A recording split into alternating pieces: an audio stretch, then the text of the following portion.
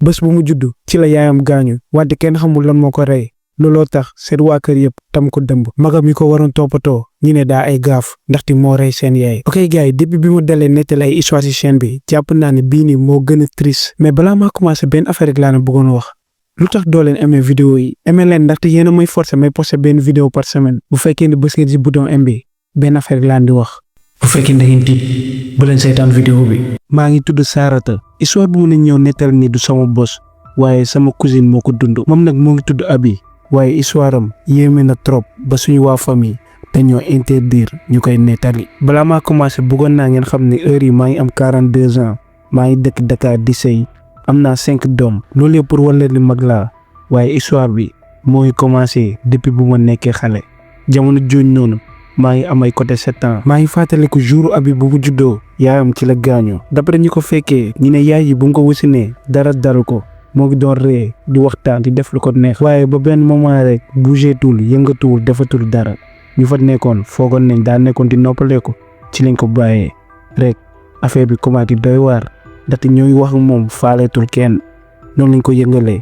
ñu gis ni ndekete génn na àdduna. Abi moo ngi door a judd wante àdduna natt na ko wante lu koy xaar moo gën a bon ndaxte waa kër gi buñ ko yëgee automatiquement ñu ne xale bii nii am na lu mu àndaale ñeneen ñi ñu naan moo lekk yaayam. man nag bu nga ko doon dégg comprendre ma woon ndaxte xale bu ndaw la jamono di dox may gën a màgg di gën a comprendre ndekete nit yi dañoo jàpp ni Abi moo rey yaayam. affaire yi dem na sax ba magam ne diñ ko toppatoo ndaxte moo jël seen yaay looloo tax sama papa ak sama yaay ñoo koy jël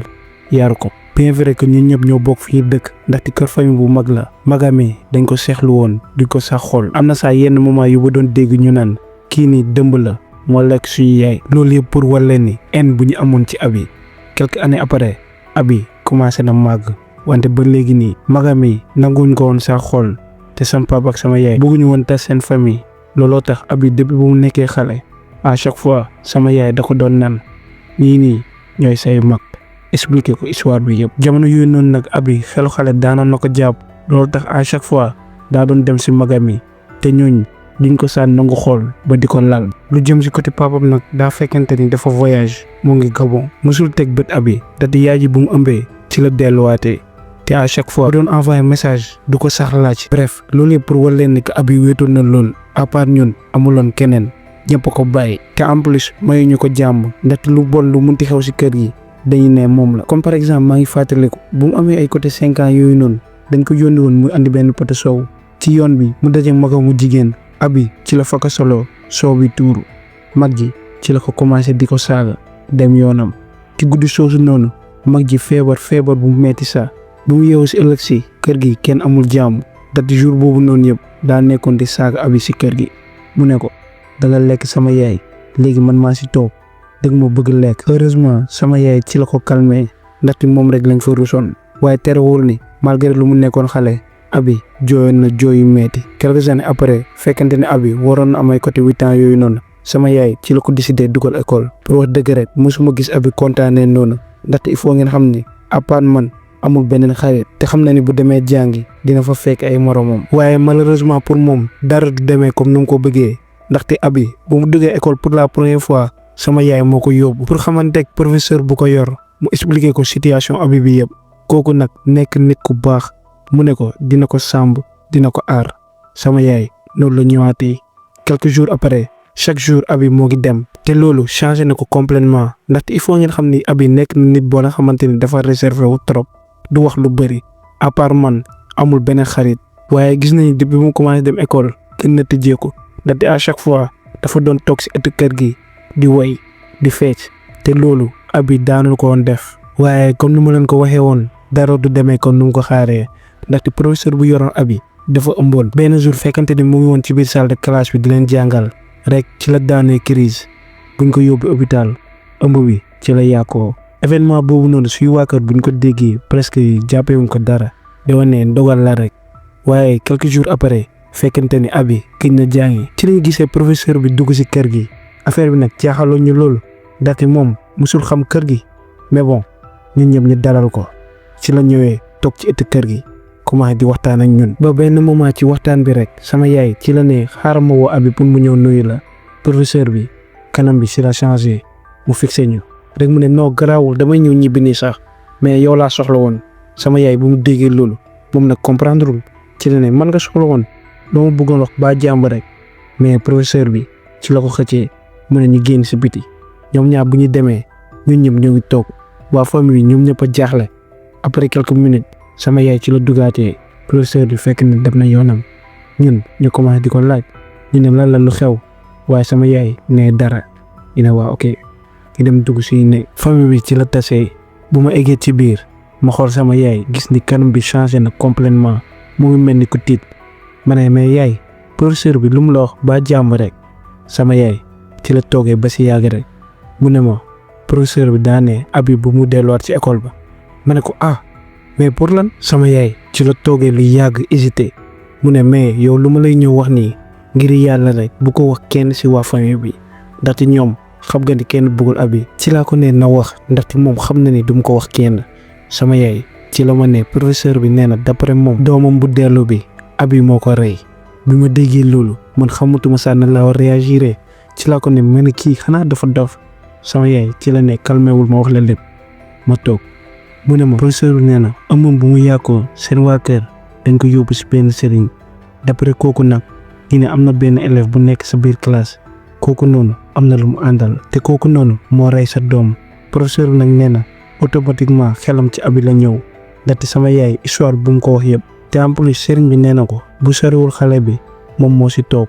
moo nar a dee loolu tax professeur bi ñëw fii nii pour mu sàkku abi bu mu ñëwaat si classe am ndaxte moom munul bàyyi sama yaay bu mu paree woon ma dégg loolu yëpp affaire bi metti woon ma lool ci laa ko ne mais léegi yow loo décidé abi day bàyyi ni jàng te gis nga ni école lu nga ko apporté yëpp heure yi gën na tijjeeku moo ngi foo di waxtaan ak ñun te xam nga ni loolu mosu ko woon def sama yaay lu ma doon wax ni yëpp dafa mel ni dégguma sax mu ngi sëgg rek te gis naa ni affaire bi metti woon na ko loolu waaye mënu si dara après loolu abi musatul tegaat tànkam école ba noonu la bàyyi jàng définitivement mun nañu wax ni lii mooy première affaire bu gën a metti bu del abi après deewu yaayam ndaxte depuis boobu abi gën na tëjuwaat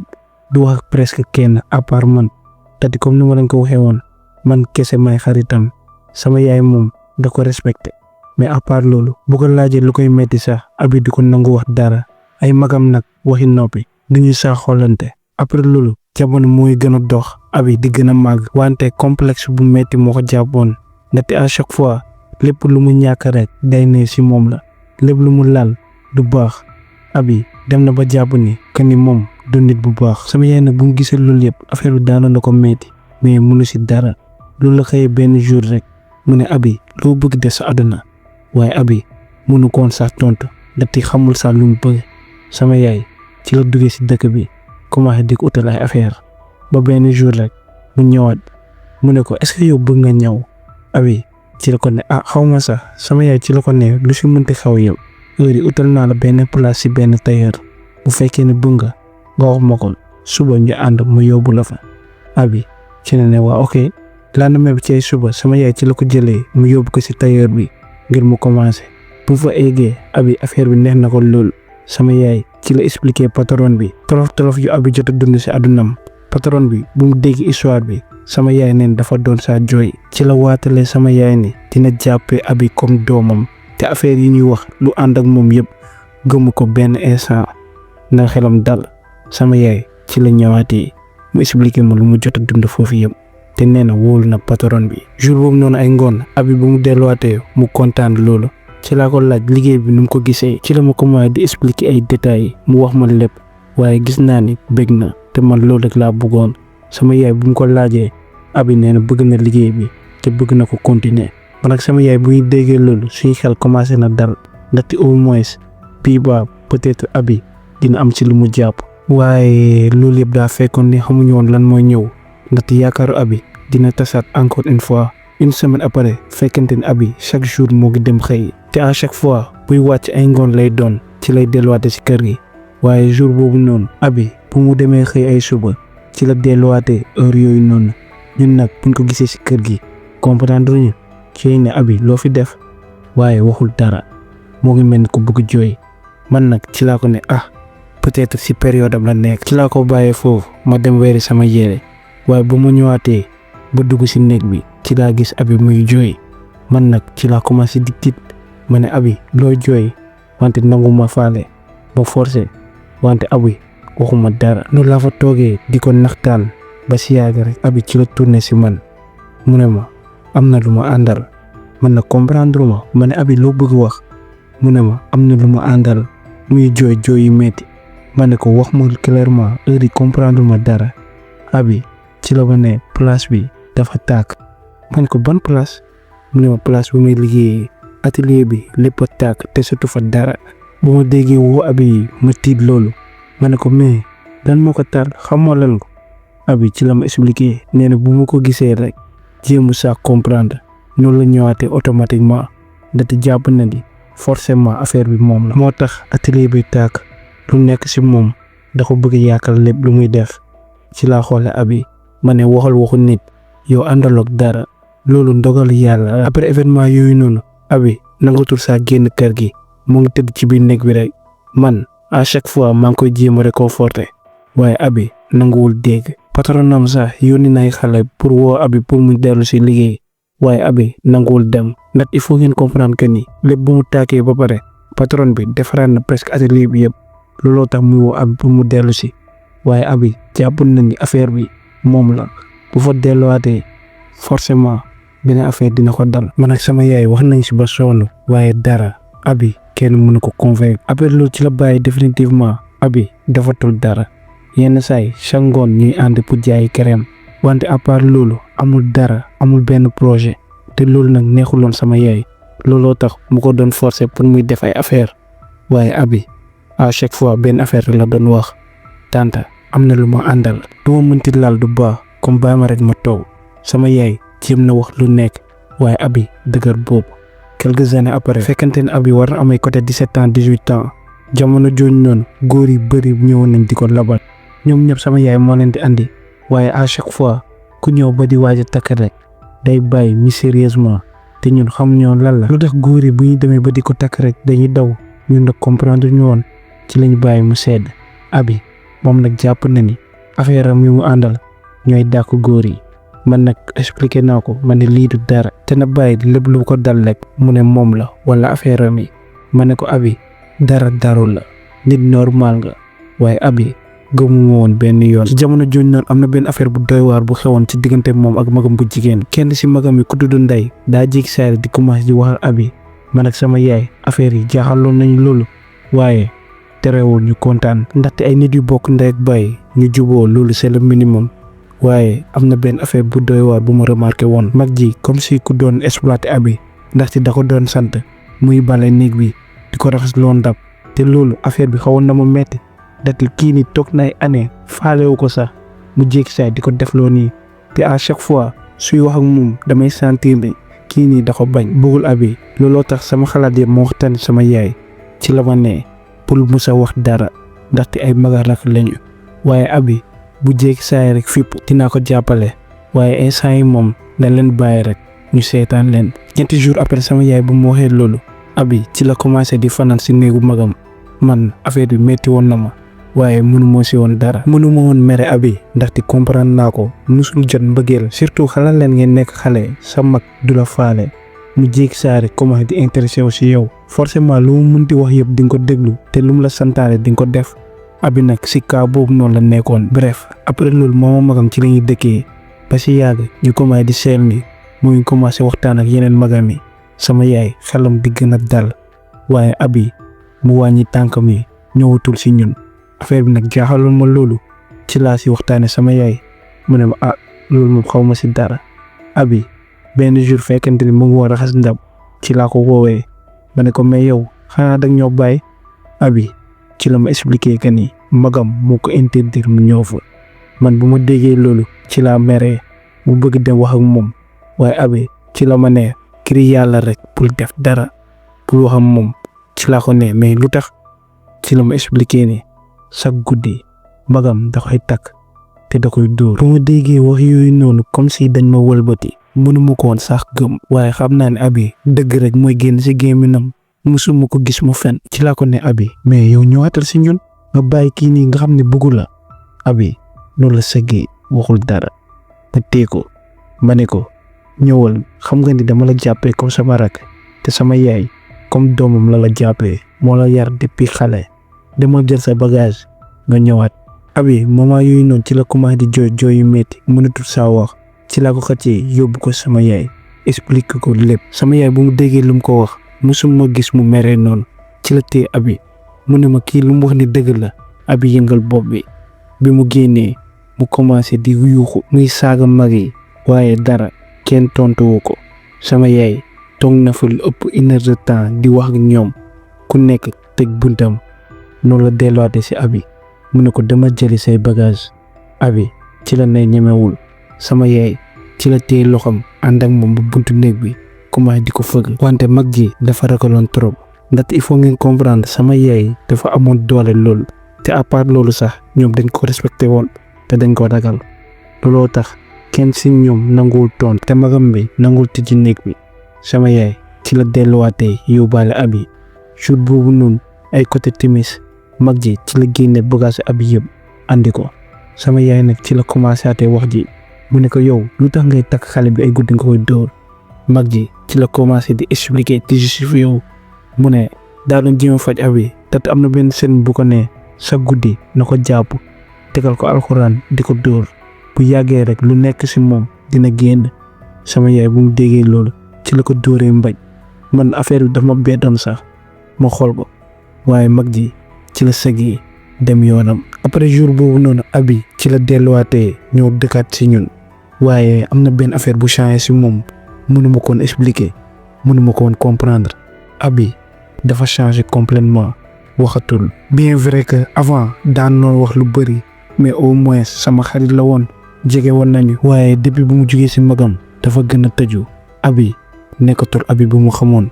te loolu metti woon na ma loolu. journée am yëpp benn affaire la woon yënd ci fenêtre bi di xool mbedd bi à part loolu dara mu ngi mel ni ku sonn yenn saay sax dama doon dégg muy waxtu moom kese. situation abi bi jaaxaloon na ma looloo tax ma waxtaani sama yaay ci la ma ne kii nii magam bi lu mu ko def dafa des ci bopp bi nañ ko may temps rek.